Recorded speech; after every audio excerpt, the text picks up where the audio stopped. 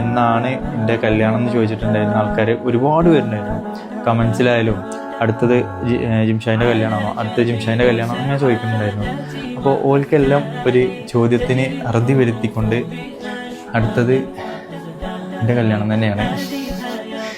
എന്തായാലും ഇൻഷാ അല്ലാഹ് ഈ 2 മാസത്തിൻ്റെ ഉള്ളിൽ ഇൻഷാ അല്ലാഹ് ഉണ്ടാവും.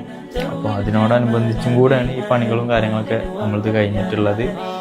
നിങ്ങൾക്ക് വേറൊരു രസകരമായ കാഴ്ച എന്താ വെച്ചാൽ, ഇതിൽ അവൾക്കുള്ള ഡ്രസ്സ് സാധനങ്ങളൊക്കെ ഓൾറെഡി ഇപ്പോൾ വാങ്ങി വെച്ചു നമ്മൾ. കണ്ടില്ലേ? ഇപ്പോൾ നിങ്ങൾക്ക് നോക്കിയാൽ മനസ്സിലാവുണ്ടാവും.